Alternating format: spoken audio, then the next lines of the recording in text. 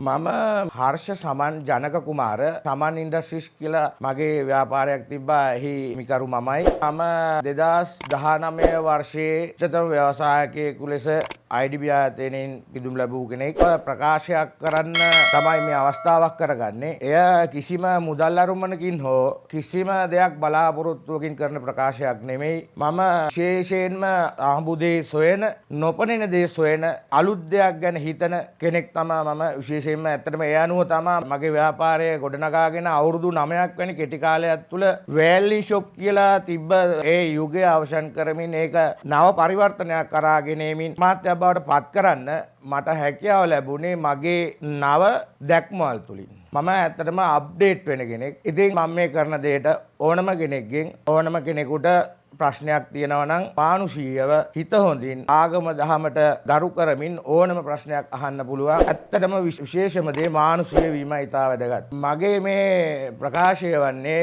නව පරිවර්තනයක ආරම්භය. මිනිසාගේ තාක්ෂණයේ පරිවර්තනය වුණ තරම් සිදු වෙනවා. නමුත් මිනිසාගේ ආකල්පමය වෙනස් කිරීමේ පරිවර්තනය සිදු වෙන්නේ නැතුව තාක්ෂණයේ පරිවර්තනය කෙසේ සිදු වුණත් වෙන්නේ මිනිසාගේ ආයු කාලය කෙටි වෙන එක. ඉතින් මිනිසාගේ ආයු කාලය දීර්ඝ කිරීම තුළ තමයි අපිට තාක්ෂණය තව තවත් ඉදිරියට යන්න පුළුවන්. ඒ වගේම නව නිෂ්පාදන සොයා ගැනීමේදී තාක්ෂණයෙන් ඉදිරියට යාමේදී අපේ ආයු කාලය වැඩි යුතු වගේම මේ අපේ සෝබාදාම ඉතාම භක්තියෙන් අපි ආරක්ෂා කළ යුතුයි. මොකද මේ ඉන්න සියලුම ශාස්ත්‍රඥ වහන්සේලාට අපේ බුදුරජාණන් වහන්සේ ඇතුළු සියලුම ශාස්ත්‍රඥ වහන්සේලාට ඒ මගට එන්න දායක වී ඇති සෝබාදාම ගැන අද අපි අමතක කරලා තියෙනවා. අනිත් එක මිනිසුන් මරණය ගැන අද අමතක කරලා තියෙනවා. ඉතින් ඒ තරංකාරී සමාජයත් එක්ක නව ලෝකේ නව දේවල් පේනකොට Tamanට අවශ්‍යම දේ පේන්නේ නැතුව යනවා. ඉතින් මම හිතන්නේ වෙනස් වීම මෙතන මූලාරම්භයේ සිටම පටන් ගිය යුතුයි.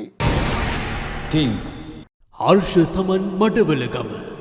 මොකද අපිට දරුවා තුලින් තමා මිනිසා බිහි වෙන්නේ. මිනිසා තුලින් තමා උගතා සහ බුද්ධිමතා බිහි වෙන්නේ.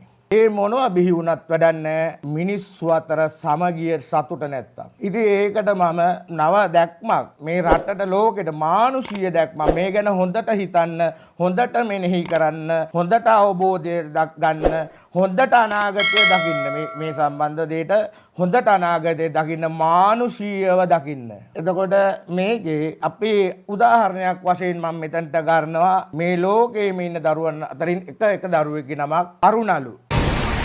Think හර්ෂ සමන් මඩවලගම. එතකොට අරුණලු කියන දරුවා මෙලෝ එළිය දකිනවා. ඔහුට ඊට පස්සේ මෙලෝවේදී දැක්කහම සහතිකය කියලා දෙයක් අනිවාර්යයෙන්ම හම්බ වෙන උපැන්න සහතිකය. එතකොට එයාට අම්මයි තාත්තයි මොන ආගමේ වුණත් මොන ජාතියේ වුණත් එයාට වැටිය යුතුයි මනුස්ස කියන ජාතිය. මොකද එය විශේෂ වන්නේ ඕනම සතෙක් අර මොන සතෙක්ද මේ මොන සතෙක්ද අය කියලා තමයි අපි අහන්නේ. එතකොට අපි ප්‍රකාශ කරන ඒ සතාගේ නම. එතකොට අපි මනුස්ස සතා. එතකොට අනිවාර්යෙන් ජාතිය මනුස්ස විය යුතුමයි. ඒක තමයි සර්ව සාධාරණ මනුස්සයෙක් තුළ තිබිය යුතු ඒ කියන්නේ ගුණාංග වැඩිවීමේ ප්‍රථම දැක්ම. එතකොට අනිත් එක තමයි ආගම. මොකද ආගම් සියලු ආගම් බුදුහාමුදුරන් වහන්සේවත් සියලු ආගමික ශාස්ත්‍රවරයන් වහන්සේ කෙනෙක්වත් කිසිම කෙනෙක් සමගිය සතුට මිස වෙන දෙයක් බලාපොරොත්තු වෙන්නේ නැහැ සෝබාදාමේ පැවැත්ම සමග. ඒ නිසා මම මේ ජාති භේදය ආගම් භේදය සියල්ල අවුරුදු 15ක් 20ක් ඇති කෙටි කාලයක් තුල නැති යාම සඳහා ආගමට මම හිතනවා සියලු ආගම්. එතකොට ඒ බබාගේ උපැන්නේ තියෙන්නේ අරුණලුගේ උපැන්නේ තියෙන්නේ ජාතිය මනුස්ස ආගම සියලු ආගම්. Think හර්ෂ සමන් මඩවලගම.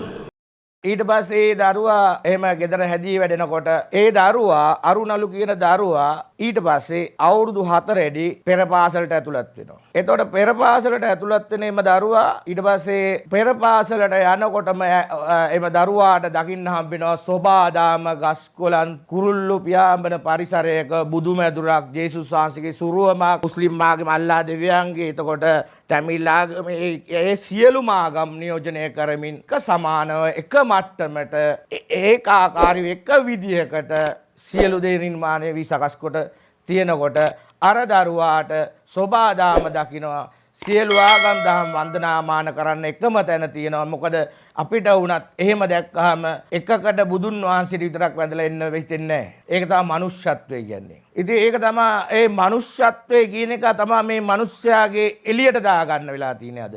ಜಾති ભેදයක් ආගම් ભેදයක් නැතුව නිර්මාණය වෙන දරුවා ඒවට අනුගත වෙමින් යන ඉදිරි ගමන එම දරුවා ඕලෙවල් විභාගයෙන් පාස් වෙන්නත් පුළුවන් ෆේල් වෙන්නත් පුළුවන්. ඒ වුණාට හොඳ ගතිගුණ පිරි දරුවෙක් තමයි අනිවාර්යෙන් මෙසේ නිර්මාණය වෙන්නේ බොහෝ දුරට එසේමයි. මොකද දරුවන් ඕනම කෙනෙක් සාදාගත හැක්කේ පැලයක් වුණත් සතෙක් වුණත් මිනිසෙක් වුණත් කීකරුව හදාගන්න මුල සිට මුල පුරන්න ඕනේ. හරියට හදාගන්න. කොයි දේ වුණත්. මේක නැතුව කවදාවත් මේ ලෝකේ ඉදිරියක් නැහැ. think හර්ෂ සමන් මඩවලගම පාස් වෙච්ච දරුවා A level වලට යනවා. A level වලින් ෆේල් වෙච්ච දරුවා එම පාසල තුලම තියෙනවා කාර්මික අනිත් සියලුම වෘත්ති අධ්‍යාපනයන් කාර්මික අධ්‍යාපනය. එතකොට O level විභාගයෙන් අසමත් වෙන දරුවා යනවා එම ආයතනයට. එයාට O level විභාගයේ දක්වා ආපු ඉදිරි ගමනේදී එයා කොතනද කොයි මොන විෂය ධාරාවෙන්ද එයා ඉදිරියට ඇවිල්ලා තියෙන්නේ කියලා අවබෝධ කරගෙන එයාට එම ශේෂ්ත්‍රය ඉදිරියට අවුරුදු 3ක් ඔය වෘත්තිය හරි කාර්මික ශේෂ්ත්‍රය හරි කරගෙන යන්න දෙනවා අරුණලුට. ඊට පස්සේ අරුණලු පාස් වුණා නම් අරුණලු යනවා A level වලට. A level වලින් ෆේල් වුණා නම් අරුණලු AR කාර්මික විද්‍යාලයටම එයාගේ ඒ තාක්කල් ආපු දැනුම අනුව එයාට ඒ විෂය පරිපත්‍ය ඇසේ කාර්මික හරි වෘත්තිමය පුහුණුවකට යොමු කරනවා. එම අනිවාර්යෙන් එම පුහුණුව කාල සීමාවක් තියෙන්න ඕනේ. අවුරුදු 3ක් තියෙන්න ඕනේ. ඔවුන්ටත් වැදගත් පිළිගත් සහතිකයක් තියෙන්න ඕනේ. ඊට පස්සේ ඔහු එම කාර්මික විද්‍යාලයෙන් පිටවී යනවා කාර්මිකයෙකු වෘත්තිකයෙකු ලෙස. ඊට පස්සේ එම දරුවා A level පාස් වුණා නම් ඒ දරුවා යනවා කැම්පස් එකට. එතකොට ඒ කැම්පස් එක හරහා එතනින් අපිට අරුණලු බිහි වෙනවා උගතෙක් ලෙස.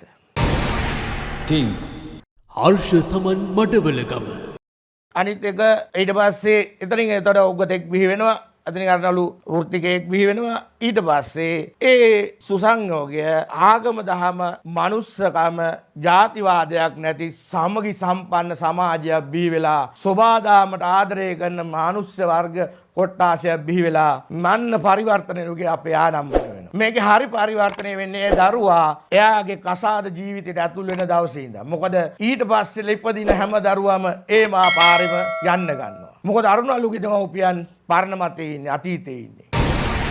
think හර්ෂ සමන් මඩවලගම සබාදාමට ආදරය කරනකොට මිනිසුන් සමගියෙන් ඉන්නකොට මේ විශ්ව මාතාවගෙන් ලැබෙන දේවල් හැමදේම අනිවාර්යයි. සබාදාම රැකෙනවා මිනිසා සමගියෙන් ඉන්නවා සතුටින් ඉන්නවා. ඔයිට වැඩිය මොන සුන්දර ලෝකයක්ද. ඒකයි පින්ලන්තයේ ලෝකයේ සතුටුමත්ම සුන්දර රාජ්‍යලු. ඒකයි මම ලෝකලන්තයක් කරන්න කියලා මේක ගොඩාක් වෙලාවට හිතන කෙනෙක්. think හර්ෂ සමන් මඩවලගම